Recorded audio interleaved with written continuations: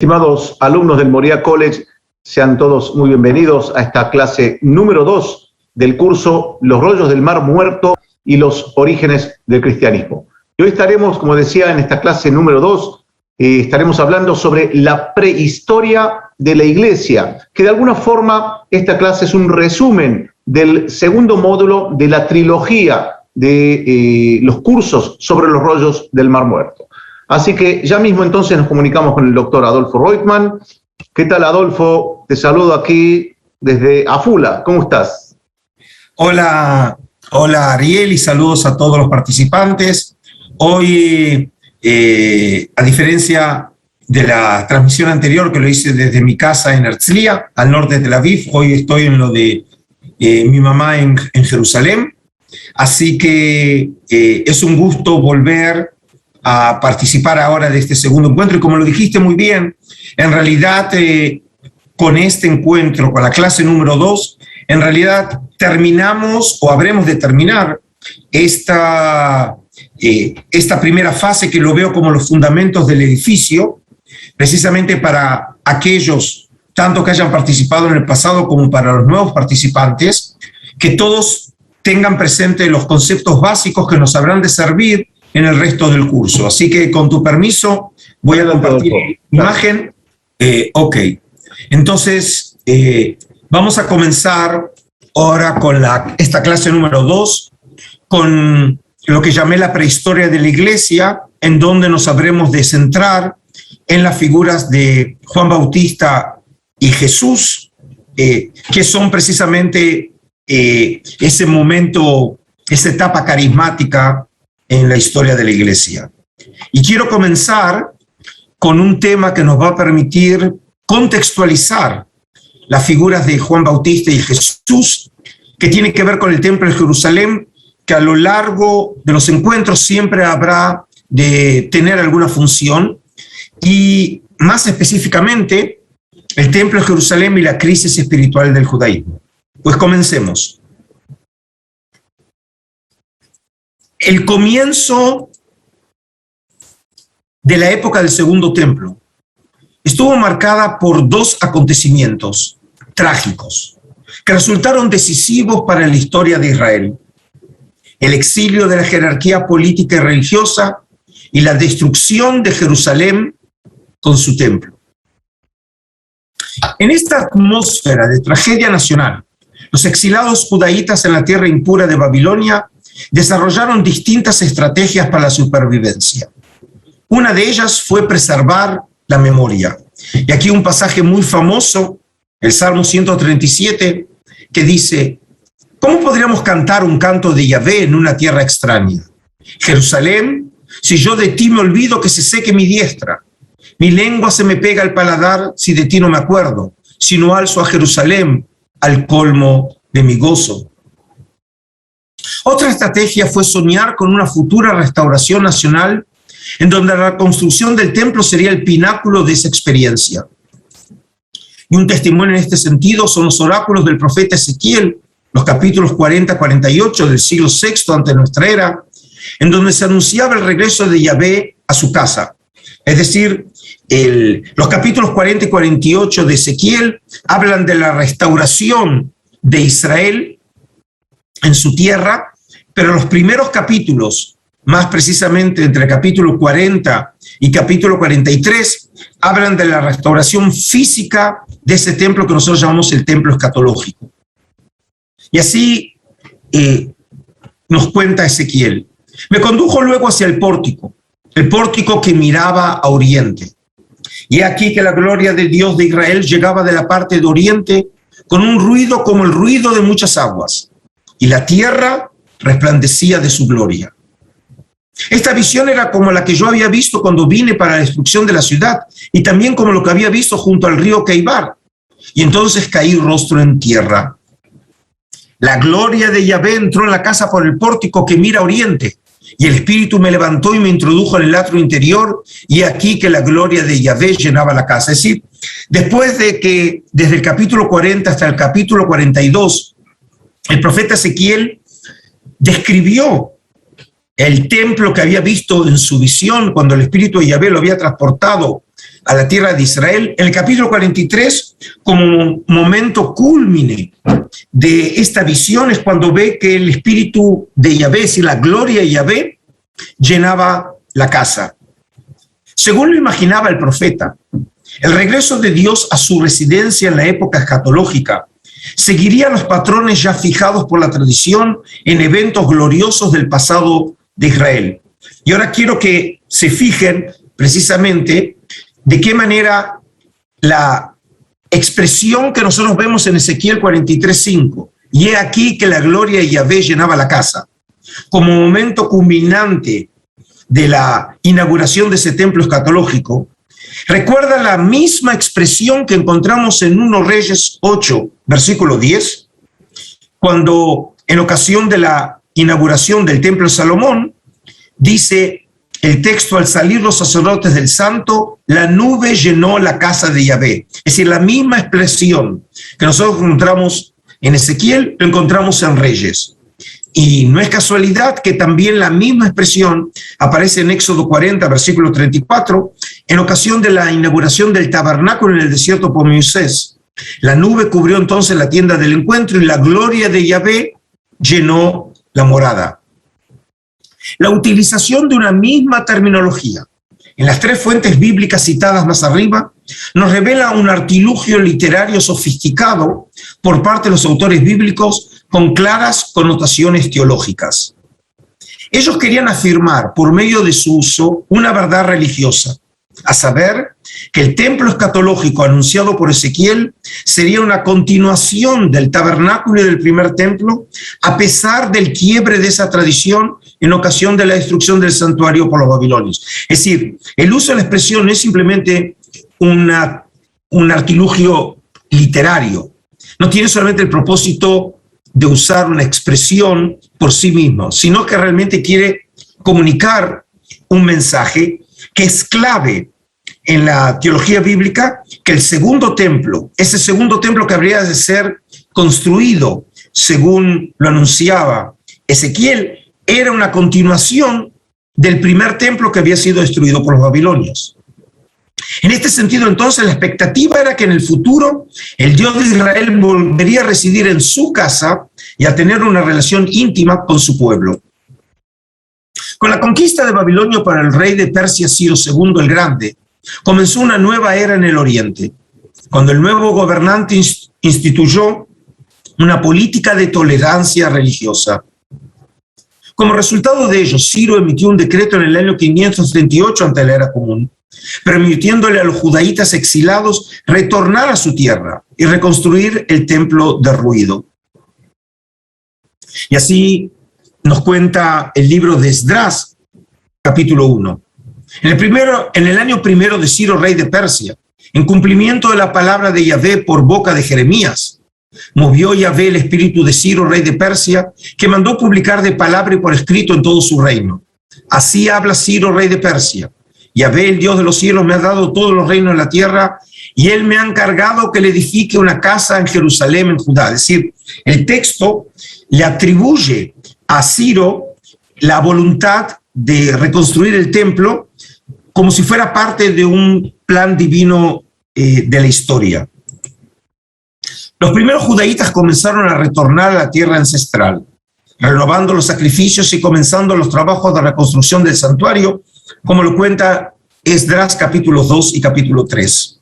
Sin embargo, el entusiasmo inicial se transformó con el pasar de los años en apatía o desinterés, derivando en un abandono total de los trabajos de reedificación de la casa de Yahvé. A comienzo del reinado de Darío I, después de Ciro el Grande, lo sucedió su hijo Cambises, y es una época muy turbulenta, y solamente cuando asume el reino el imperio Darío I, entre los años 522-521 delante de la era común, los profetas Ageo y Zacarías reprobaron al pueblo por su indiferencia, motivándolos a reemprender inmediatamente los trabajos de reparación. Y así está escrito en el libro de Ageo, un profeta de quien solamente tenemos un libro muy breve, con 2 capítulos, y así cuenta el texto. El año segundo del rey Darío, el día 21 del séptimo mes, fue dirigida la palabra de Yahvé por medio del profeta Ageo en estos términos. Habla ahora a Zorobabel, hijo de Shaltiel, gobernador de Judá, a Josué, hijo de Yotzadac, sumo sacerdote, que son los dos dirigentes del pueblo, y al resto del pueblo, y di: ¿quién queda entre vosotros que haya visto esta casa en su primer esplendor? ¿Y qué es lo que veis ahora? ¿No es como nada a vuestros ojos? Pues así dice Yahvé Tsebaot: dentro de muy poco tiempo sacudiré yo los cielos y la tierra, el mar y el suelo firme. Sacudiré todas las naciones y vendrán entonces los tesoros de todas las naciones, y yo llenaré de gloria esta casa, dice Yahvé Tsebaot. Mía es la plata y mío el oro, oráculo de Yahvé Tsebaot.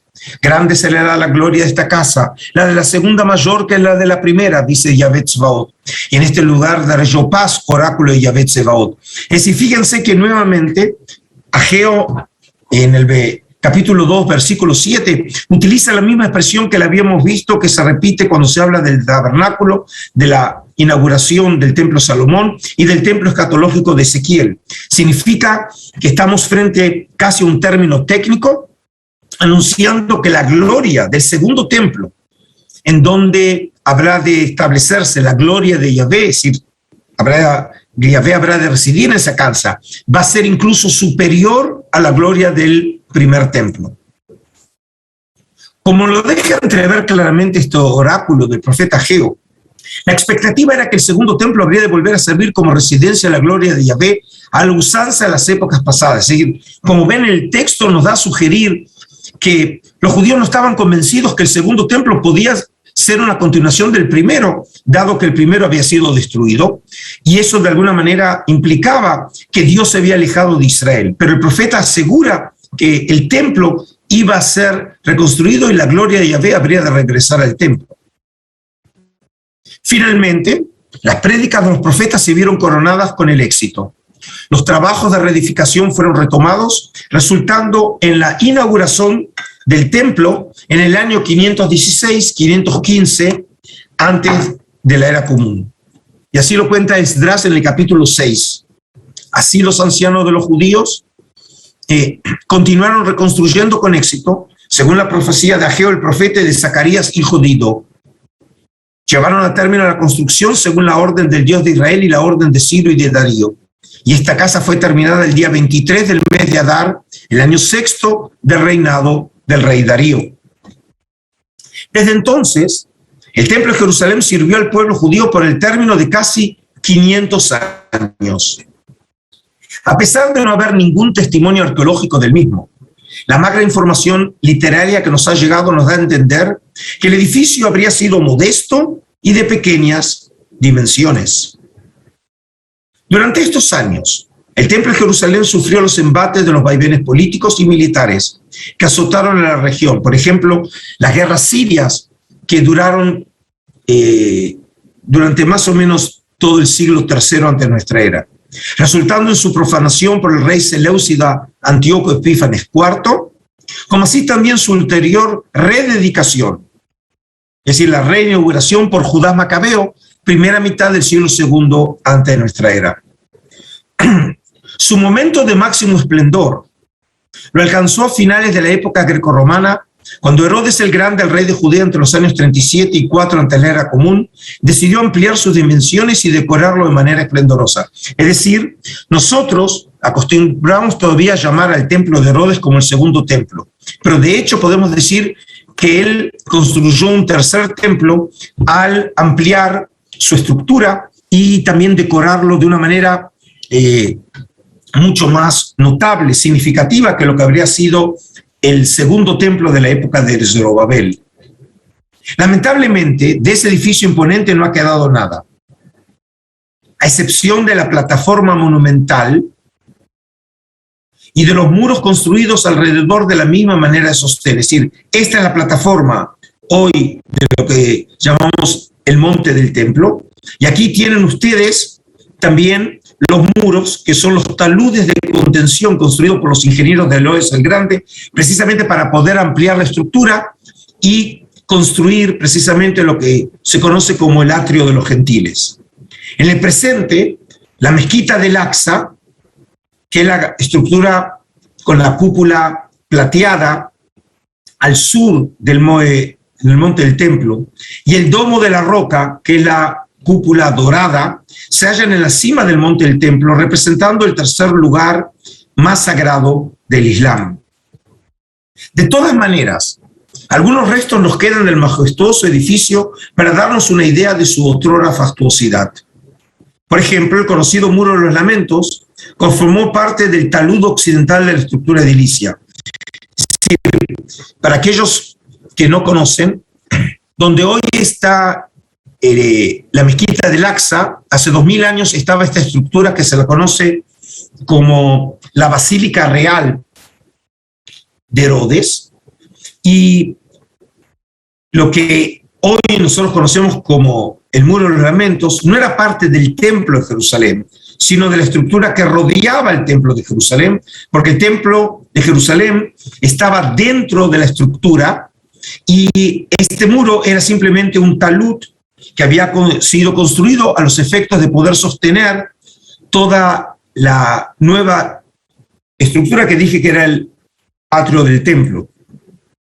Otro ejemplo en este sentido serían las escalinatas monumentales localizadas al sur del monte. Si el pueblo entraba por el sur, y hoy en día están las escalinatas originales por las cuales uno puede subir, y que hace 2000 años los peregrinos, también incluyendo a Jesús, subían por estas escalinatas.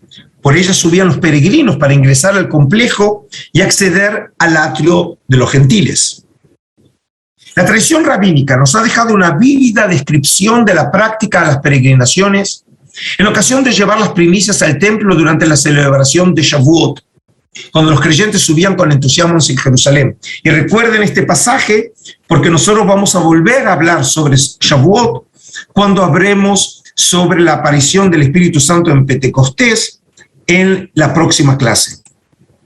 Y así nos cuenta la tradición rabínica. En la Mishnah, todos los pequeños pueblos de una circunscripción se reunían en la capital de la circunscripción y pasaban allí la noche en la plaza de la capital del distrito, sin que entrasen en sus casas.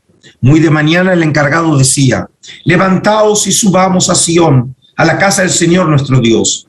Los de las cercanías de Jerusalén llevaban higos frescos y uvas frescas. Los de zonas alejadas, higos secos y uvas pasas. El buey iba delante con los cuernos recubiertos de oro y con una guirnalda de olivos sobre el testuz. La flauta sonaba delante de ellos hasta que alcanzaban las proximidades de Jerusalén. Cuando llegaban a la cercanía de Jerusalén, enviaban mensajeros y coronaban sus primicias. Los gobernadores, prefectos y tesoreros seguían entonces a su encuentro. Conforme a la dignidad de los que venían, así salían aquellos. Los artesanos de Jerusalén se levantaban a su paso y les daban el saludo: hermanos nuestros, habitantes de tal lugar, bienvenidos seáis. Bikurim es uno de los tratados que están dentro, como dije, de la Mishnah, y la Mishnah es la primera gran colección de material con regulaciones, lo que llamamos alajot, es decir, las leyes establecidas por el rabinismo, que fue editado por Rabbi Judá el Príncipe aproximadamente a finales del siglo II, comienzo del siglo III de nuestra era. Pero ¿cómo habría sido la experiencia de este peregrino al llegar a Jerusalén y visitar el templo? Veamos a continuación una reconstrucción virtual de esta visita. Según iba avanzando la persona, la fastuosidad del lugar se le iba revelando en todo su esplendor. Y ahora le mostraré un video que es una reconstrucción virtual de esta experiencia que fue hecho por la Autoridad de Antigüedades de Israel junto con un proyecto de simulación hecho por la Universidad de California, que les va a dar la sensación de la vivencia que tenía un peregrino cuando llegaba a Jerusalén y comenzaba a subir hacia el templo de Jerusalén.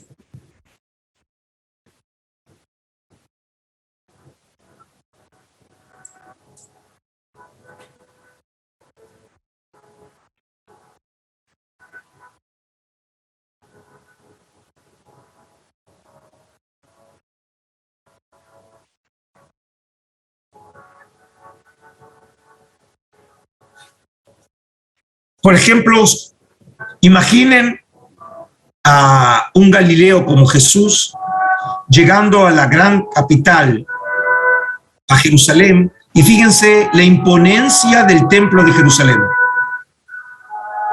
La experiencia como la nuestra cuando llegamos a las grandes ciudades, como New York, o Berlín, o Londres, es decir, la sensación de fastuosidad, precisamente, como dije, porque ya en esos años ya había sido reconstruido de buena parte el templo de Jerusalén, los trabajos que habían comenzado en el final del siglo I por Herodes el Grande.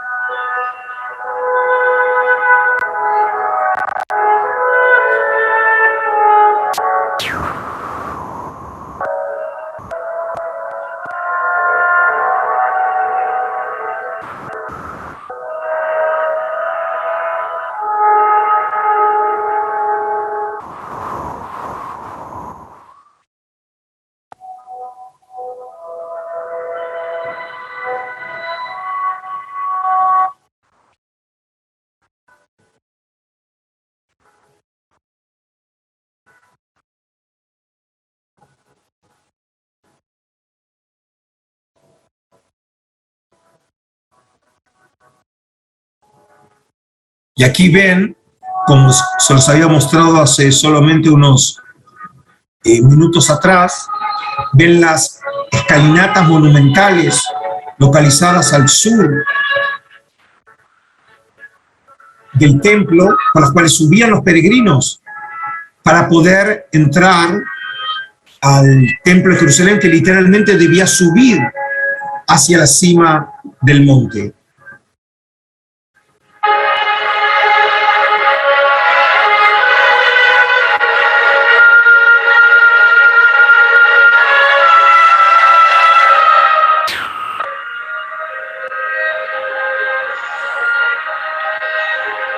Y los peregrinos entraban por lo que se lo conocen las puertas de Juldá, de la profetisa Juldá, y entraban por unos túneles que hoy todavía existen y que están localizados debajo de la mezquita del Aqsa. Las entradas están tapiadas, no se pueden hoy entrar, pero existen. Y fíjense que el peregrino continúa subiendo para poder llegar al atrio de los gentiles, que era la gran plataforma sobre la cual estaba instalado, construido precisamente el templo de Jerusalén, que es el lugar donde más o menos es donde hoy está el domo de la roca, el domo, esa estructura con la cúpula dorada que está en la mitad de la plataforma. Y aquí, como ven, se encontraba con el templo de Jerusalén propiamente dicho. Un testimonio vivo de esta experiencia espiritual única nos ha llegado de manos del filósofo judío Filón de Alejandría, que vivió entre los años 20 ante la era común y mediados del siglo I de nuestra era, es decir, que Filón es contemporáneo de Juan el Bautista y Jesús, cuando decía: incontables personas procedentes de las innumerables ciudades que existen, unas por tierra, otras por mar, desde oriente, occidente, el norte y el sur, acuden con ocasión de cada festividad al templo, como hacia un común puerto y seguro refugio para los muchos trabajos e inquietudes de la vida. Y allí procuran hallar la calma y aliviarse de las preocupaciones que desde temprana edad los agobian y oprimen, gozando durante cierto tiempo de regocijantes expansiones. Y rebosantes, así de nobles esperanzas, consagran un tiempo libre al más necesario de los descansos, practicando actos piadosos y rindiendo homenaje a Dios. Y esto es significativo porque Filón de Alejandría, según sabemos, solamente visitó una vez Jerusalén como parte de las peregrinaciones de los judíos. Así que en este caso es una experiencia que él mismo, como persona, tuvo al visitar Jerusalén. Estos peregrinos veían a Jerusalén y el templo como su foco central de identidad, identificando este espacio sagrado como el centro del universo. Y aquí quiero compartir con ustedes una tradición que desde el punto de vista literario es rabínica, pero muy probablemente refleje la manera en que los judíos veían a Jerusalén y el templo en la época grecorromana. Y así dice esta tradición en Tanjuma: como el ombligo se encuentra en el centro del cuerpo humano, así en la tierra de Israel el ombligo del mundo, situado en el centro del mundo. Y Jerusalén está en el centro de la tierra de Israel, y el santuario en el centro de Jerusalén, y el santo de los santos en el centro del santuario, y el arca en el centro del santuario, y la piedra fundacional frente al lugar santo, porque a partir de esta se creó el mundo. Sin embargo, esta creencia no fue compartida por todos los judíos de la época. Piadosos de corte apocalíptico vieron el templo de Jerusalén como un antro de impureza, como queda de manifiesto en esta tradición en el libro apócrifo de 1 Enoc. La versión etíope es la del libro que lo conocemos de formato completo por la tradición de la Iglesia de Etiopía, y manuscritos de algunas secciones de Enoc fueron encontrados entre los rollos del Mar Muerto en arameo. Y en el capítulo 89, cuando el autor de esta sección, que se llama el Apocalipsis de los animales, recuenta la historia del pueblo de Israel, cuando llega a la época del segundo templo, dice así: pero nuevamente empezaron a construir como antes y levantaron la torre. Y como aquí lo digo en la nota, en esta composición la palabra torre equivale al templo de Jerusalén, que se llamaba Torre Alta, es decir, la llamaban, pero no era de verdad Torre Alta. Comenzaron de nuevo a poner ante la torre una mesa, es decir, hace aquí alusión a los panes de presentación, a las 12 hogazas de pan que representaban las 12 tribus de Israel, pero todo el pan sobre ella era inmundo y no era puro. Es decir, un judío, probablemente en el siglo II ante nuestra era, decía que el pan que se servía en la casa de Yahvé era impuro, y obviamente de aquí todo el templo de Jerusalén era impuro. Otro ejemplo en este sentido es esta tradición presente en uno de los rollos del Mar Muerto. En un documento de los rollos muy importante, el documento de Damasco, dice así: y durante todos esos años Belial, que en los rollos de Qumrán este nombre equivale a Satanás, será enviado contra Israel. Y son las 3 redes de Belial sobre las que habló Leví, hijo de Jacob, en las que captura a Israel y las hace aparecer ante ellos como 3 especies de justicia. Lo que él quiere decir que con el propósito de engañar a Israel, el Satán, es decir, Belial, le hace aparecer estos temas como elementos justos o de justicia, pero realmente son todo lo contrario. La primera es la fornicación, la segunda la riqueza, y la tercera, que es la que me interesa a mí aquí, la contaminación del templo. Es decir, mientras que les hace creer a Israel que el templo está puro, en realidad el templo está contaminado. Y eso significa entonces que desde la perspectiva de este autor, una obra que pertenece al movimiento de la comunidad del Mar Muerto, significa que el templo no es efectivo precisamente para condonar las faltas. Este descontento por el calamitoso estado de impureza del templo de Jerusalén, sea por razones rituales o morales, llevó a grupos judíos a imaginar que el mismo sería reemplazado por un santuario puro construido por Dios mismo en el futuro próximo. En el 1 Enoc, ahora en el capítulo 90, cuando habla de los tiempos escatológicos, dice: me levanté para ver hasta que él enrolló la vieja casa, es decir, él es Dios. Sacaron todas las columnas, vigas y ornamentos de la casa, enrollados junto con ella, los sacaron y echaron en un lugar al sur de la tierra. Y vi que trajo el dueño de las ovejas una casa nueva.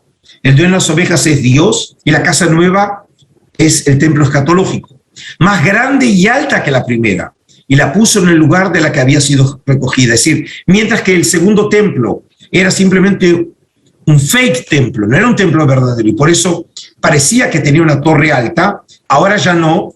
Ahora esta casa va a ser nueva y alta, y significa que el templo va a ser un templo puro y que va a cumplir realmente su función de conectar el cielo y la tierra.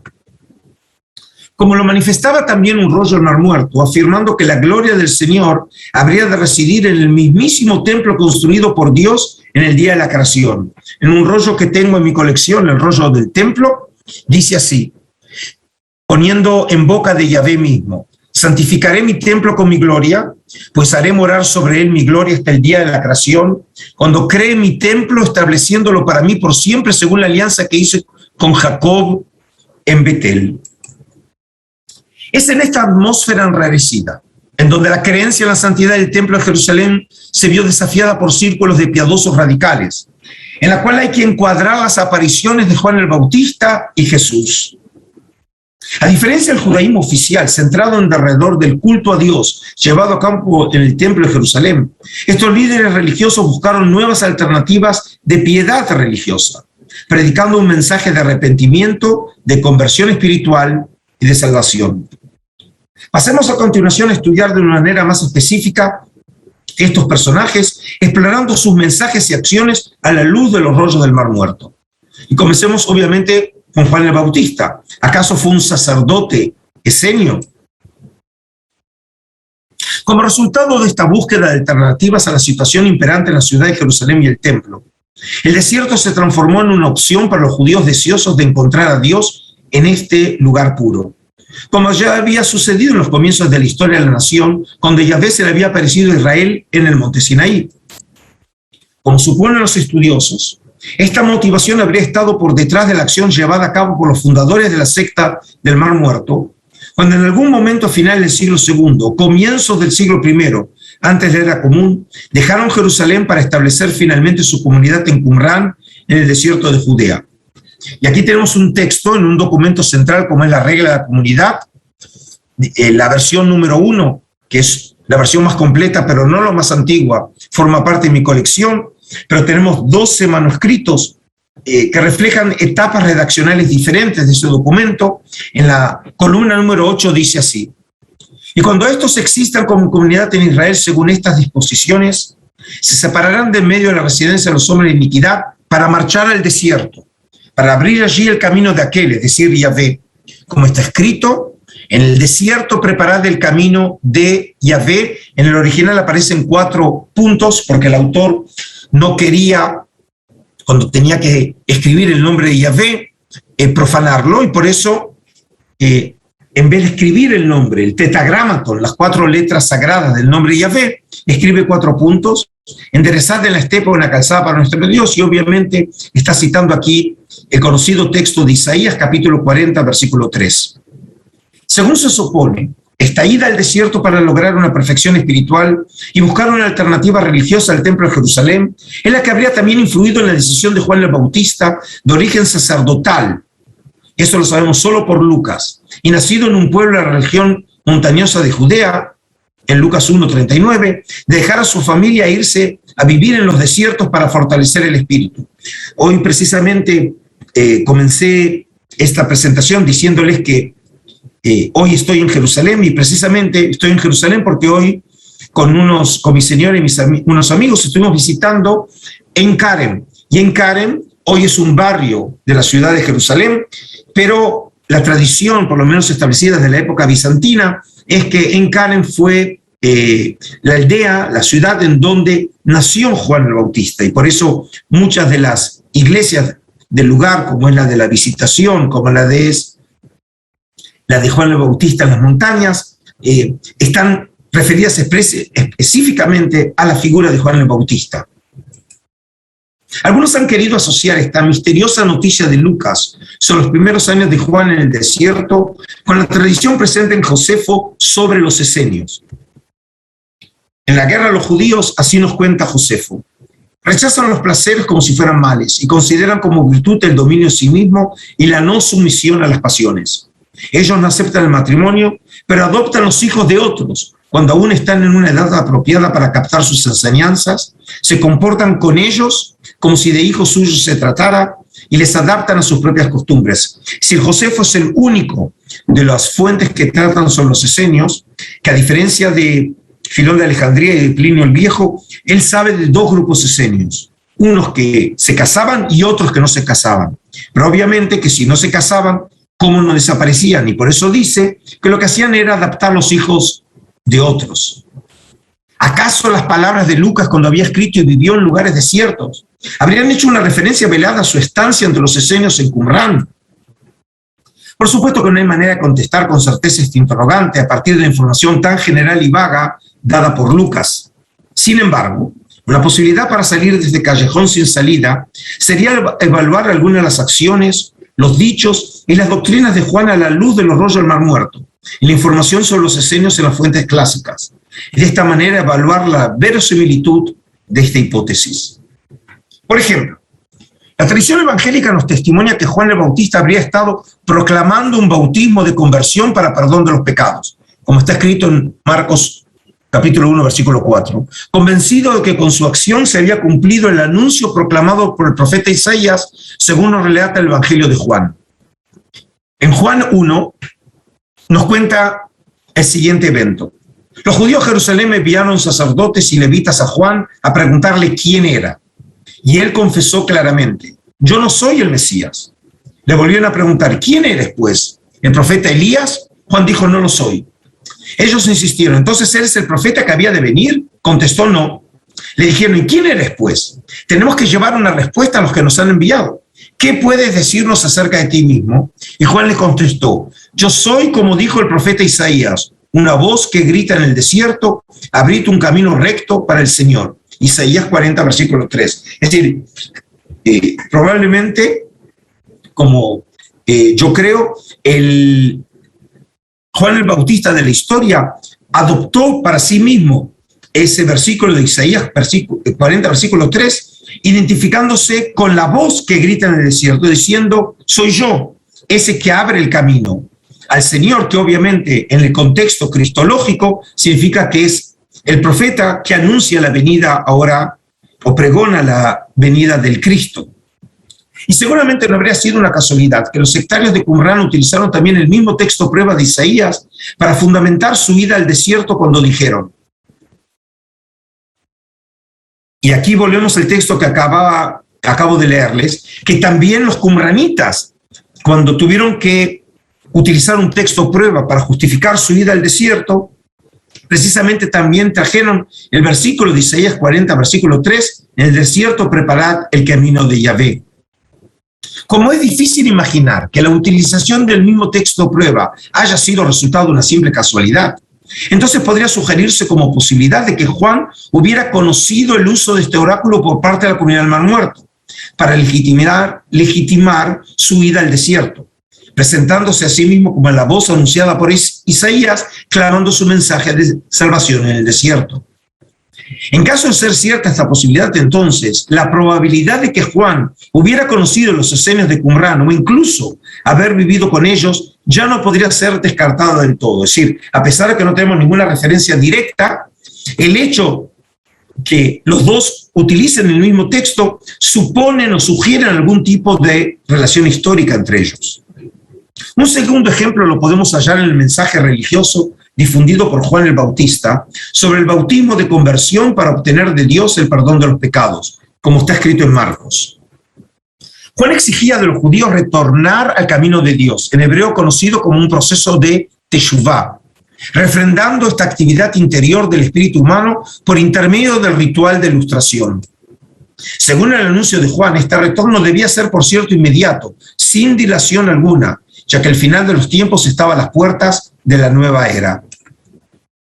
Como está escrito en las Escrituras, por aquellos días se presentaba Juan el Bautista proclamando en el desierto de Judea, conviértanse, porque ha llegado el reino de los cielos.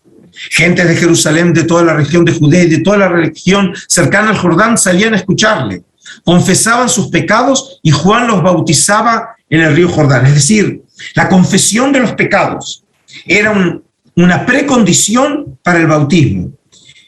Y en este sentido, entonces, vemos que la acción física de la ilustración por medio del agua era la expresión exterior que reflejaba realmente un proceso interior. El bautismo de Juan era de carácter escatológico, en el cual había un elemento novedoso, a saber, la impureza ritual del cuerpo no podía ser removida sin una previa purificación del corazón, por medio de la confesión de los pecados. El perdón de los pecados, pues, estaba estrechamente unido con el bautismo. El bautismo de Juan presentaba otra innovación, sin parangón en los ritos de purificación conocidos entre los judíos. A saber, Juan mismo hacía de bautizador en su calidad de mediador debido a su origen sacerdotal. Según algunos suponen, la práctica de Juan habría tenido un significado simbólico polémico contra la teología promovida por los sacerdotes del templo. El Bautista Habría dejado Jerusalén para promover una línea religiosa alternativa a la seguida por el sacerdocio normativo, adoptando un paradigma de bautismo de conversión de los pecados, en clara oposición al paradigma de sacrificio, perdón de los pecados, llevado a cabo en el templo. Es decir, a pesar de que no tenemos palabras en donde Juan el Bautista se oponga de manera expresa al templo de Jerusalén, la propia teología que supone el bautismo y la práctica del bautismo por parte de Juan el Bautista presupone precisamente esa polémica. Este desarrollo conceptual tan original de Juan sobre el bautismo habría sido creado ex novo, es decir, de la nada, o se pueden encontrar antecedentes en el judaísmo de la época del cual el Bautista se podría haber inspirado. Esta actitud de Juan también lo aproximaría a la actitud adoptada por los qumranitas, quienes también habrían promovido una clara teología y práctica de protesta contra el sacerdocio del templo, al adoptar los baños lustrales y la teología de la conversión espiritual como un componente central de su vida religiosa. Por ejemplo, en la regla de la comunidad, columna 5 dice que no entre en las aguas para participar en el alimento puro de los hombres de santidad. Es decir, que no puede entrar en las aguas para purificarse y así participar en la comida comunitaria, pues no se han purificado a no ser que conviertan de su maldad. Es decir, que también en la teología de los qumranitas, el proceso interior de teshuvá era una precondición para que realmente la purificación física por medio del agua tenga efecto. Según podemos concluir al comparar los testimonios, los rollos del Mar Muerto, al igual que en el bautismo de Juan, establecieron una conexión esencial entre la inmersión física, el arrepentimiento y la pureza espiritual. Según la teología de Qumran, la persona que se mantenía en la obstinación de su corazón sin poner en práctica la disciplina de la congregación seguía estando impuro, aunque se lavara en mares o ríos. Es decir, este punto no aparece, por ejemplo, en la teología rabínica. La purificación tiene efecto en tanto uno se sumerja en las aguas. En Qumran, como lo vemos también en Juan el Bautista, hay una precondición que es la teshuvá interior. A partir de este paralelo esencial existente entre ambas concepciones teológicas sobre la naturaleza de la práctica bautismal, algunos han sugerido que el bautismo de Juan, a pesar de las marcadas diferencias entre ellas, se habría inspirado en la concepción sectaria qumranita respecto de las abluciones rituales. En caso de haber sido así, entonces, esta dependencia entre ambas concepciones sería un argumento más en favor de la propuesta, que antes de comenzar a Juan su predicación escatológica, habría estado ciertamente en Qumran, formando parte de la comunidad piadosa del Mar Muerto. Sin embargo, a pesar de esta probable influencia esenia en Juan, su estilo de vida no concordaba con las normas de vida de los qumranitas, como ser en el caso de la pureza ritual, vestido con una piel de animal muerto. Nunca un qumranita se hubiera vestido de esa manera. La alimentación, miel silvestre y saltamontes, y la vida errante, a diferencia de la vida comunitaria de los qumranitas. Es decir, como vemos, estos aspectos que son característicos de Juan se oponen realmente a la naturaleza de la comunidad del Mar Muerto. Asimismo, según Vázquez Allegui, el mensaje de Juan dirigido indiscriminadamente a todos los judíos, fuesen piadosos o pecadores, se opone al espíritu cerrado de los esenios. El bautismo de Juan es muy diferente a los baños esenios, que no era más que un rito de admisión en la comunidad después de un año de prueba. Por el contrario, el bautismo de Juan aparece con matriz profético que contempla la efusión del Espíritu Santo. Para otros, entre los que me incluyo, estas diferencias no deberían ser definitivas para rechazar toda influencia esenio-qumranita en Juan el Bautista, como lo afirmó el reputado biblista español Julio Trebollé Barrera, profesor emérito de la Universidad Complutense de Madrid. Los textos de Qumran no hacen mención alguna de Juan Bautista. Nada tendría extraño que Juan hubiera pertenecido por algún tiempo a la comunidad de Qumran. Lo cierto es, sin embargo, que no hay datos para afirmarlo o negarlo. Flavio Josefo dice haber pasado algún tiempo entre los esenios. Lo mismo pudo haber hecho Juan Bautista.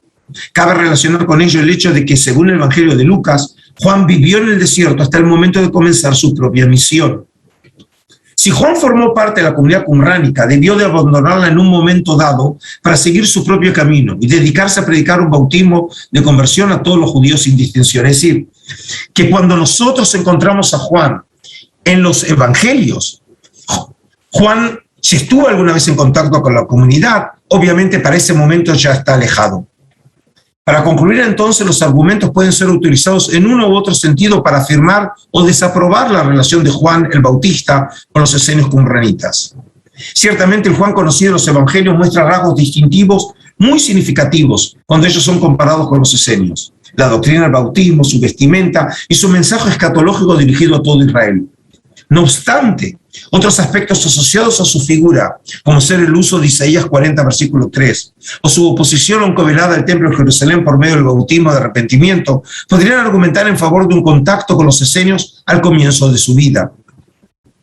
Cualquiera haya sido la verdad histórica acerca de la posible relación existente entre Juan el Bautista y los esenios qumranitas, una cosa parecería ser cierta: los esenios habrían influido de una manera u otra en los años formativos de Juan, y de ellos habría adoptado algunos de los conceptos, ideas y creencias que habrían de constituirse en los fundamentos de su visión religiosa del mundo. En este sentido, entonces, Juan el Bautista habría sido el más esenio de todos los personajes asociados con el cristianismo antiguo.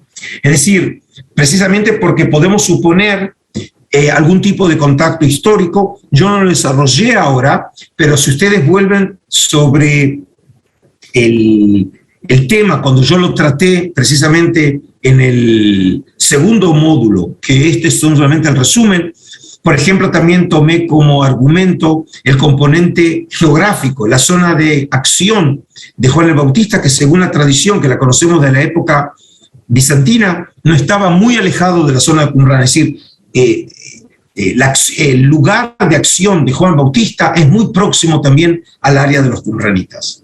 Y ahora pasemos entonces a hablar sobre Jesús y el esenismo. La búsqueda de los orígenes de Jesús en el esenismo del judaísmo, el segundo templo, la podemos encontrar en la reflexión de los intelectuales e historiadores europeos a partir de finales del siglo XVIII en adelante.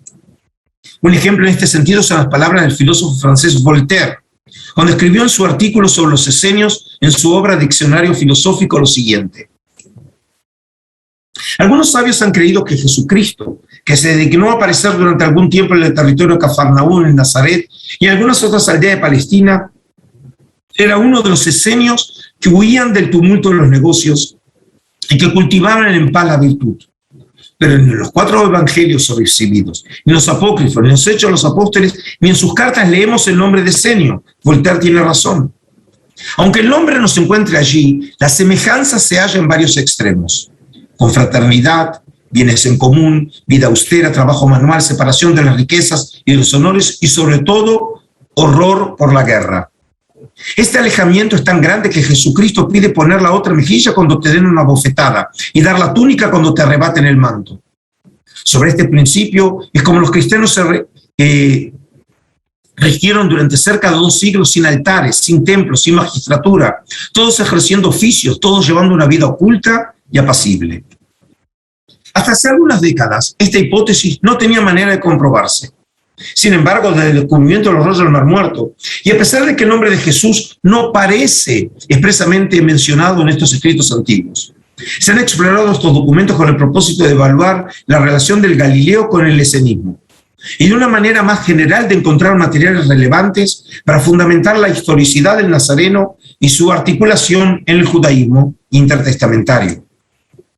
Por ejemplo, analicemos en primer término el ideal de pobreza como programa de vida que jugó un papel esencial en la ideología de Jesús.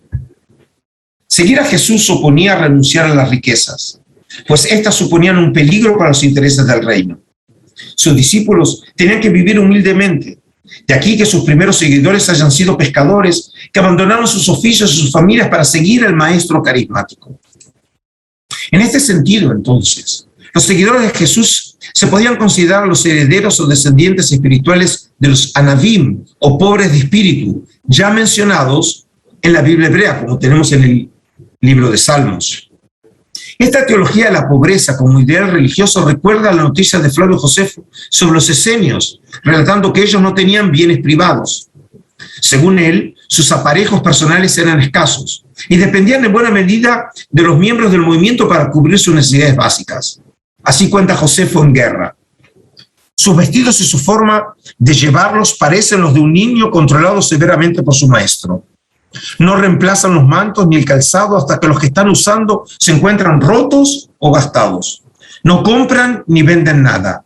Cada cual da a los demás lo que necesitan y que él tiene y recibe a su vez lo que a él le hace falta. Pero aunque no devuelven nada, a cambio están autorizados a hacerse entregar lo necesario para vivir por cualquiera de sus compañeros. Más específicamente, Jesús habría visto una correlación entre la condición social de la pobreza y la humildad espiritual, como parecería manifestarse en las variantes textuales del Evangelio sobre las palabras de apertura del Sermón de la Montaña de Jesús, existentes en Mateo y Lucas. Mientras que en la versión de Mateo, Jesús habría comenzado su discurso programático con las palabras: bienaventurados los pobres de espíritu, porque de ellos es el reino de los cielos. En la versión de Lucas, Jesús habría dicho: bienaventurados los pobres, porque vuestro es el reino de Dios.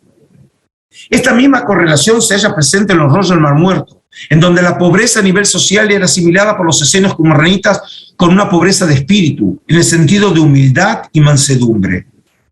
Este rasgo era entendido por estos hombres como una expresión de piedad, hasta el punto que los propios hombres de Qumran se autodenominaban los pobres, Anavim o Evionim. A pesar de esta y otras semejanzas que se pueden encontrar entre Jesús y los esenios qumranitas, sea como la práctica de los exorcismos o la noción de los tiempos escatológicos, que eso, por ejemplo, lo desarrollo precisamente en el segundo módulo, que les recomiendo que ustedes con el tiempo puedan también consultar para tener un amplio conocimiento del tema. El Galileo adoptó una forma de vida y una organización, es decir, el movimiento carismático itinerante, de una manera totalmente diferente y hasta contrapuesta a la comunidad de Qumran, que es una comunidad jerárquica y estructurada. Jesús trajo un mensaje de renovación espiritual para todo Israel, sin establecer distinciones entre los hijos de la luz y los hijos de las tinieblas al estilo qumranita. Asimismo, la aproximación de Jesús al tema de la pureza ritual o el sábado fue mucho más laxa que la adoptada por los extremistas radicales de la secta esenio-qumranita. De la misma manera, su mensaje de amar a los enemigos, como tenemos en la famosa frase de Mateo capítulo 5, 44, se opuso de manera clara y contundente a la teología promovida por los esenios qumranitas de odiar a todos los hijos de las tinieblas. Es decir, claramente vemos que Jesús parecería polemizar con gente como los qumranitas, que precisamente promovían el odio a todos sus enemigos.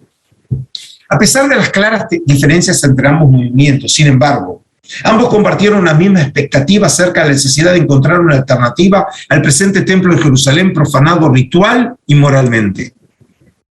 Según la tradición presente en el Evangelio de Juan, a pesar de su imprecisión cronológica al presentar las palabras de Jesús al comienzo de su ministerio y no al final del mismo, como aparece en los sinópticos, es decir, en Marcos, Mateo y Lucas, después de su acción violenta contra los mercaderes en el área del templo, el Galileo habría anunciado la próxima destrucción de la casa de Yahvé.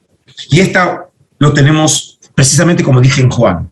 Según parecería ser, sin embargo, el contenido mismo de su mensaje habría sido preservado con mayor precisión en la tradición presente en el Evangelio de Marcos. Es decir, aquí lo que quiero decir, que mientras el Evangelio de Juan conoce la tradición según la cual el anuncio de la destrucción del templo fue hecho en esa oportunidad, la versión que según considero, y también lo he argumentado y publicado, que habría preservado en la memoria colectiva de los primeros cristianos lo que dijo Jesús, la versión que probablemente se acerca más a las palabras originales de Jesús sería el Evangelio de Marcos, en donde en Marcos 14:58 dice: nosotros le oímos decir, aquí en el contexto serían los testigos falsos, yo destruiré este santuario hecho por hombres y en 3 días edificaré otro no hecho por hombres.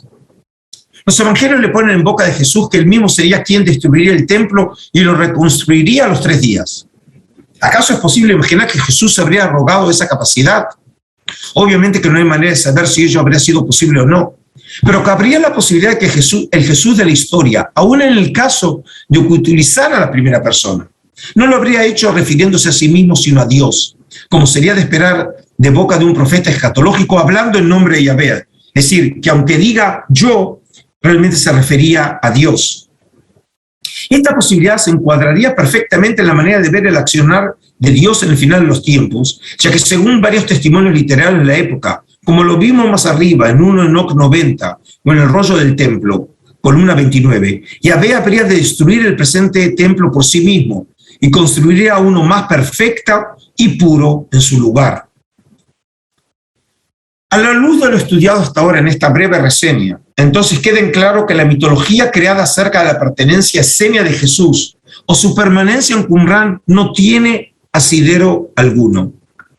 Por el contrario, la doctrina del nazareno sobre la aceptación de los rechazados, la del amor al enemigo o la enseñanza sobre el sábado, habría estado en el polo opuesto del espectro del rigorismo y exclusivismo adoptados por los esenios qumranitas.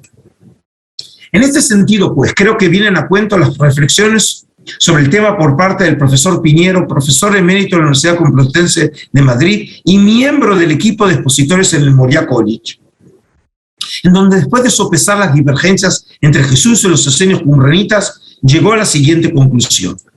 Y así él dice: por estas divergencias tan sustanciales nos parece muy improbable, junto con el común de investigadores serios hoy en día, que Jesús hubiera sido, siquiera en un momento de su vida, un miembro de los esenios o mucho menos un qumranita. En cualquier caso, si Jesús de Nazaret hubiera tenido veleidades esenias a lo largo de su vida, antes de relacionarse con Juan Bautista y lanzarse a predicar el inmediato advenimiento del reino de Dios, se convirtió luego en un heterodoxo respecto a la mentalidad de Qumran. El talante teológico del que hace gala el rabino de Nazaret le hubiera impedido acercarse siquiera a las puertas de ese asentamiento esenio tan exclusivo. No parece pues nada probable, más bien imposible, que Jesús de Nazaret se hubiera inclinado hacia los qumranitas, por mucho que se insista que el celo por la ley y la mentalidad apocalíptica general son parecidas en el nazareno y los esenios. El celo por la ley de Jesús es muy distinto al de Qumran. Y mientras este grupo entiende la misericordia y el amor de Dios esotérica y separatísticamente, Jesús lo ve con ojos que contemplan a todo Israel y no al grupo de los elegidos. ¿Conoció al menos Jesús la comunidad de Qumran? No tenemos pruebas para afirmarlo ni para negarlo. A pesar de lo verosímil que pueda parecer ese conocimiento, dada la cercanía geográfica de ciertas andanzas misioneras de Jesús y el monasterio qumránico, y a pesar de que podamos sospechar que al nazareno no pudo pasarle inadvertido el notable número de esenios en general que habitaban en el Israel de su tiempo, no podemos obtener del Nuevo Testamento ninguna prueba fehaciente de un conocimiento concreto por parte de Jesús de la regla de la comunidad o de otro tipo de literatura específica producida por los qumranitas o sus antecesores. De esta manera hemos llegado al final de esta segunda clase del curso. A manera de conclusión podemos decir que en esta fase prehistórica del movimiento cristiano, tanto Juan el Bautista como Jesús podrían haber tenido contacto y o conocimiento sobre la existencia de los esenios qumranitas, sin por eso suponer que ellos habrían sido parte de la comunidad misma de Qumran. A pesar de no poderse establecer una influencia directa, una dependencia, aunque sea parcial, de la teología de Juan o Jesús en el esenismo, queda en evidencia que estos grandes personajes de la historia de la Iglesia encuentran su articulación histórica cuando son evaluados a la luz de estos manuscritos antiguos. Con la próxima clase, en donde exploraremos cómo se institucionalizó el carisma del movimiento de Jesús con la Iglesia de Jerusalén, daremos comienzo con la segunda parte del curso, cuyo objetivo será explorar los comienzos del cristianismo a la luz de los manuscritos del Mar Muerto, para evaluar bajo este prisma las instituciones, las creencias, los rituales y la literatura de esta secta que cambió la historia de buena parte de la humanidad. Muchas gracias. Bueno, gracias, Adolfo. Si te parece, vamos a proceder entonces con las preguntas. Ok. Bien, vamos a comenzar entonces con las preguntas. Pregunta Alicia Jadrosic.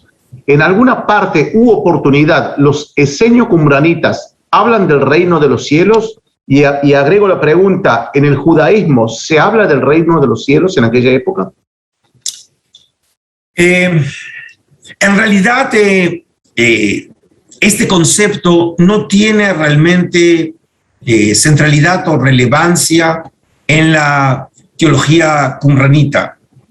Precisamente es entre las diferencias que podemos encontrar a veces en la terminología que aparece en el mensaje escatológico de Jesús y los rollos del Mar Muerto, precisamente ese concepto que obviamente alude al reino de Dios en la tierra, no aparece realmente como parte específica del mensaje qumranita. Así que precisamente en este caso hay que verlo como una diferencia. Ok, continuamos. Pregunta Marco Rodríguez. En Malaquías 1:11 se menciona que en todo lugar se ofrecería un sacrificio en nombre de Yahvé. ¿Esto significa que el templo estaría ubicado en todo lugar o que el templo sería espiritual? En este caso, ninguna de las respuestas es la correcta. Malaquías es un profeta de la época persa. La tradición judía lo ubica como el último profeta que representa, ¿cómo se dice?, de la profecía clásica. Y él vivió en el primer tercio del siglo V antes de nuestra era. Y cuando él alude, en este caso, que se adoraría a Yahvé, está aludiendo realmente que otros pueblos habrían de ver en Yahvé y el templo como un lugar realmente de peregrinación, pero no alude en este caso al concepto de templo espiritual. Todavía no se lo conoce, no ha llegado todavía al horizonte religioso de Israel. Realmente recién lo vamos a conocer con la Comunidad del Mar Muerto, es decir, a finales de la época grecorromana, y tampoco alude a que haya otros templos, sino específicamente para esa época todavía es el templo de Yahvé en Jerusalén, a pesar que nosotros sabemos de un templo de Yahvé que está en la tierra de Egipto, lo conocemos por los papiros de Elefantina, o llamada la isla de Yev, que sabemos que también se adoraba a Yahvé, y en este caso sería una acepción a la centralización del culto, que era la política religiosa que se había adoptado en la tierra de Israel desde el reinado del rey Josías, el rey de Judea del siglo VII. Bien, seguimos con más preguntas. Hugo Bendayan Curía pregunta: si estaba escrito que la ida al desierto era símbolo de purificación, ¿la contaminación del templo presupone que era la fundamentación para fundar Qumrán o no? Bueno, en la reconstrucción histórica propuesta por los investigadores, creemos, y en este caso también me incluyo, que, y lo digo también en la clase, para algún momento de finales del siglo II o comienzo del siglo I, probablemente un grupo de sacerdotes que están en una abierta polémica con el sacerdocio de Jerusalén. En este caso, hay que recordar, estamos en la época que el sumo sacerdote es el líder macabeo, que desde el año 152 antes de nuestra era, Jonatán, el macabeo, hermano de Judá Macabeo, había sido nominado por Alejandro Balas, el rey Seleucida, como sumo sacerdote, y dado que la familia de los macabeos, a pesar de ser sacerdotes, no eran de la línea sadoquita, por lo tanto, podemos decir que de hecho eran usurpadores del cargo del sumo sacerdocio. Si a eso le sumamos también las polémicas en derredor de las interpretaciones que tienen que ver con la pureza ritual, como lo supone, por ejemplo, el texto que vimos de 1 Enoc 89. Como sabemos también las polémicas sobre el calendario solar, que es el central entre los qumranitas frente al lunisolar que hay en Jerusalén. Todos estos temas de polémica parece que llevaron finalmente a los fundadores de este movimiento a tomar una decisión crucial, y era dejar Jerusalén. Y eso lo sabemos. Por ejemplo, hay un documento que se conoce como el 4 MMT, que son las iniciales de un documento, Mixat Masea Torah, sobre los hechos u obras de la Torá, en donde, por ejemplo, hay una sección donde lo que sería el remitente, como si fuera de una carta, dice claramente: y nosotros decidimos separarnos. Es decir, estamos frente a un movimiento claramente radical desde el punto de vista religioso, que no acepta componendas, que no acepta, por ejemplo, vivir con otro grupo que no sea de acuerdo a su interpretación religiosa. Y por eso, en esta reconstrucción que nosotros hacemos, suponemos que realmente ellos dejan Jerusalén, y aquí no sabemos bien qué pasó. No sabemos si fueron directamente al desierto, si realmente en algún momento llegaron a otro lugar. Por ejemplo, el hecho de que haya un documento que habla del documento de Damasco, y en donde ellos dicen haber llegado. De ahí, ¿acaso hacen alusión a Damasco, que está en Siria? Pero sea como fuera el caso, en algún momento del comienzo del siglo I parecen haberse ubicado en el desierto, y en este caso podemos ver un tema que es recurrente en el judaísmo de la época grecorromana, que el desierto es visto como una alternativa a la ciudad corrupta. Y por cierto, entre paréntesis, es un tema que lo conocemos también en la literatura grecorromana. Por ejemplo, también el ideal del desierto como un lugar de pureza frente a la corrupción de la ciudad aparece como tema, por ejemplo, en Filón de Alejandría. También lo conocemos en el pitagorismo, que es uno de precisamente las corrientes filosóficas de la época grecorromana. Así que en ese sentido, Qumrán tenemos que verlo en ese contexto cultural y religioso. Bueno, justamente en ese contexto pregunta Rodrigo lo siguiente: los qumranitas decidieron alejarse del templo por considerarlo corrompido, como bien mencionaste, pero respecto del grupo eseño raíz, ¿qué tan corrompido lo consideraban los qumranitas, debido a que los otros eseños continuaban ofrendando allí en el templo? ¿Alguna vez se separaron completamente del templo? Es decir, ¿cuál es el vínculo entre los qumranitas y el grupo eseño general que continuaba yendo al templo? Sí, en este caso la pregunta muestra que realmente conoce la tradición que conocemos de Josefo, que cuando habla de los esenos decía que ellos ofrendían en un lugar especial ofrendas al templo, lo que muestra que seguían todavía en contacto con el templo. Y aquí realmente, obviamente yo no lo traté en el tema, pero hay una teoría que se llama la teoría de Groninga. La teoría de Groninga, la ciudad en Holanda, fue fundado en su momento el Instituto de Qumrán y dirigido durante muchísimos años por el gran qumranólogo español, hoy emérito, el profesor Florentino García Martínez, que, como bien lo cito cuando traigo las fuentes, en su fantástica traducción de los manuscritos no bíblicos de Qumrán, de una obra que se llama Textos de Qumrán, publicado por la editorial Trota de Madrid. Y esta teoría de Groninga trata de explicar que en algún momento los qumranitas se escindieron o separaron del movimiento eseño, es decir, porque hay polémicas internas que se ven reflejadas también en el comentario a Habacuc, en donde el autor del comentario alude precisamente a aquellos que no oyeron o no aceptaron las palabras del maestro de justicia, que es considerado como el fundador del movimiento que finalmente llamamos a la comunidad de Qumrán, y que ellos se alejaron del movimiento. Es decir, hablan de disputas internas, cosa que sabemos que es muy común en general entre los judíos, pero también lo conocemos también en la historia de la Iglesia. Es decir, grupos que en un momento estuvieron activando juntos y después se separan, y obviamente también polemizan entre ellos.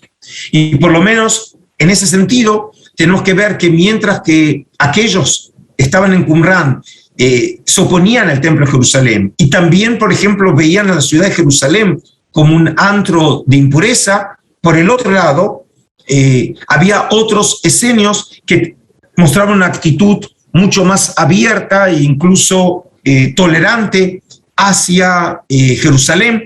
Y este tema no lo quiero desarrollar ahora, no porque no tenga lo que decir, sino porque precisamente en la próxima clase, uno de los temas centrales va a ser sobre estos esenios que mantienen una actitud más favorable hacia Jerusalén y el templo.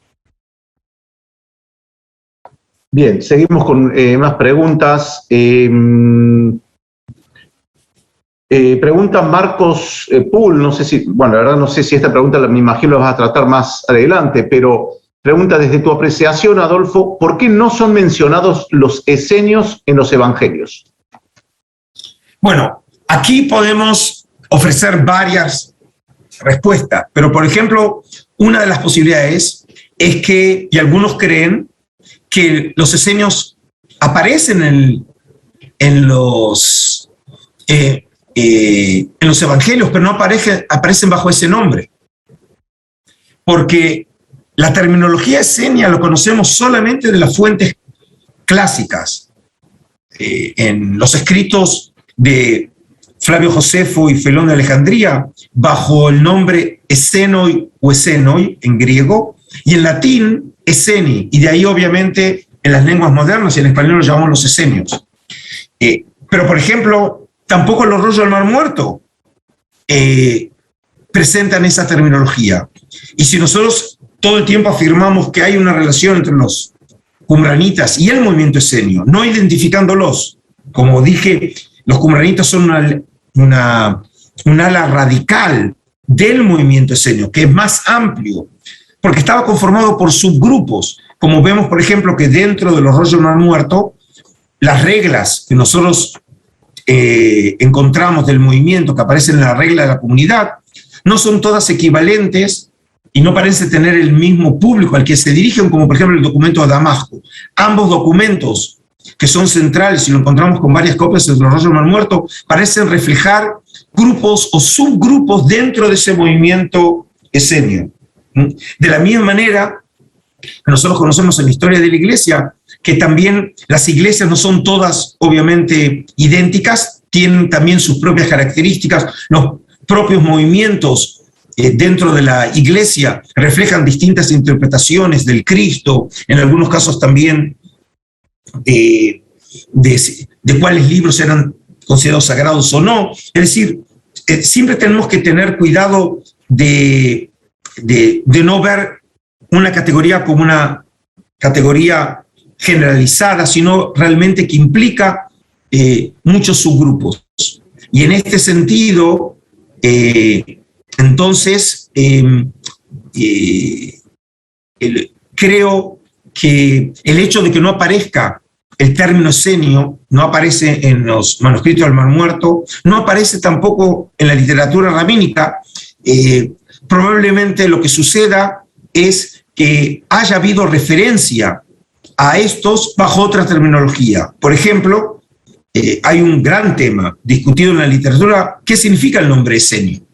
Y probablemente el nombre esenio se derive de un término o una palabra en griego que, por ejemplo, lo explica Filón, que lo asocia al concepto de santidad, el término osiotes. Y el profesor, por ejemplo, Geza Vermesh, uno de los grandes expertos en Jesús, en el judaísmo del Segundo Templo, en todo lo que hacemos nosotros, fue el primero que escribió una tesis doctoral y fue durante muchos años profesor en la Universidad de Oxford. Él consideraba que deriva precisamente el término el término en arameo precisamente de piadoso. Y el término piadoso sí lo conocemos en las fuentes. Por ejemplo, los textos rabínicos hablan de los antiguos piadosos. Y también, por ejemplo, conocemos esa terminología dentro del Nuevo Testamento. Por lo tanto, puede ser que sí haya alguna referencia a ellos, pero no bajo el término esenio, que lo conocemos, como dije, en algunos textos griegos y latinos. Bien, Adolfo, gracias. Seguimos con más. Vilmar pregunta si la llamada Santa Cena del Señor tiene alguna similitud con el rito de la comida comunitaria en la comunidad de Qumran. Sobre eso también nosotros hablaremos, porque en este caso tiene que ver también con una de las prácticas centrales del comienzo del cristianismo, que es la Eucaristía.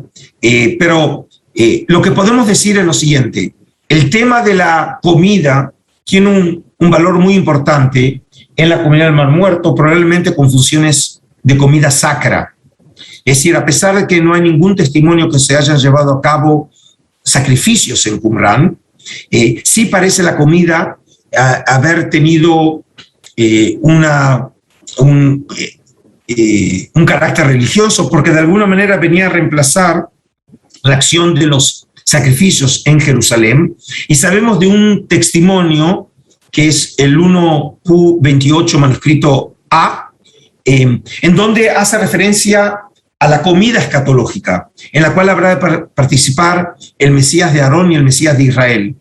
Y recuerda también, en este caso, el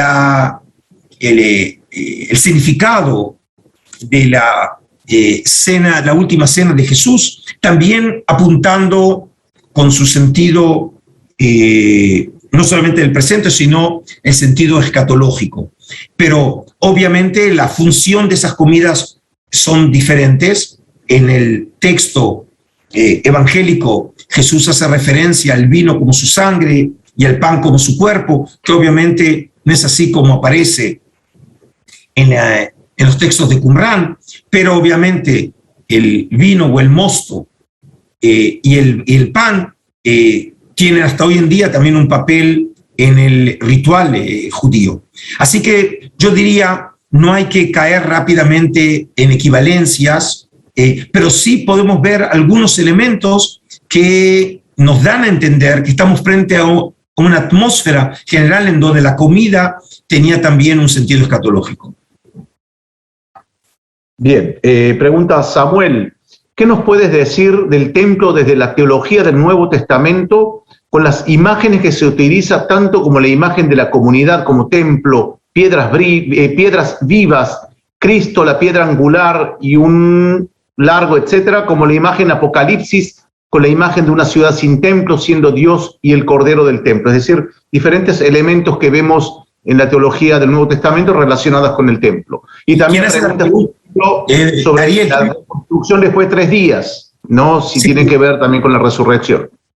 Ariel, ¿quién me hace la pregunta? Samuel. Samuel, bueno, en realidad lo que él quiere no es una respuesta, él quiere un seminario. Porque realmente es un tema complejo. Yo lo voy a tratar más adelante. Lo único que puedo adelantar sobre el caso, no me escapo de la pregunta, lo que digo que este tema del templo espiritual es uno de los temas que nos va a permitir argumentar en una de las clases futuras, cuando tratemos de buscar algún tipo de conexión entre la religión esenio-qumranita y los primeros cristianos, el concepto de templo espiritual, que realmente hizo una buena alusión a este tema, y el primer antecedente que conocemos en la civilización judía lo encontramos en Qumrán. Es decir, en este caso podemos decir que de alguna manera, y ahora no quiero entrar en tema, este tema del templo espiritual llega a los primeros cristianos, es retomado precisamente por los primeros cristianos y es incorporado dentro de su teología, obviamente desde una perspectiva cristológica, cuando alude a Jesús como la piedra fundacional y a los cristianos que tienen fe en el Cristo resucitado como parte de ese templo espiritual, obviamente ya es una cristianización del concepto del templo espiritual que encontramos entre los qumranitas. Como dije, lo voy a tratar. Y específicamente, el texto que alude a Apocalipsis de Juan 21, cuando ve el templo, cuando ve la ciudad, la Jerusalén celestial descendiendo y ve claramente que no hay templo, sobre eso lo analizaremos en una clase ya cerca del final de este curso, cuando específicamente analizaremos la noción de la ciudad escatológica en el Apocalipsis de Juan en los marcos o desde una perspectiva del esenismo. Bueno, Adolfo, gracias. Seguimos con más. Rodrigo pregunta, la autodefinición de los qumranitas como hijos de la luz, ¿cómo concluyeron definirse así? ¿Tiene raíces en la Biblia hebrea? No. Estamos frente a una terminología técnica que recién la conocemos nosotros en la época grecorromana. Uno de los testimonios es precisamente los rollos del Mar Muerto. Luego lo encontramos también esa terminología en el Nuevo Testamento como parte de una terminología técnica para aquellos a los que uno alude como los elegidos de Dios. Probablemente el tema de luz y oscuridad, como muchos arguyen, venga del horizonte de Irán. Para el siglo II o comienzo del siglo I empiezan a llegar ideas, conceptos, incluso terminología técnica, que lo conocemos nosotros del mundo de Irán, que son adoptados dentro de Israel como parte de estos intercambios culturales e influencias. Y en este caso, la teología qumranita, específicamente el tema del dualismo, que yo lo trato cuando trato sobre las concepciones religiosas de la comunidad del Mar Muerto, y los invito a que ustedes consulten el primer módulo, en donde trato este tema, probablemente tenga como origen, en este caso, un horizonte religioso, cultural, como es el antiguo Irán, y no, en este caso, la Biblia hebrea.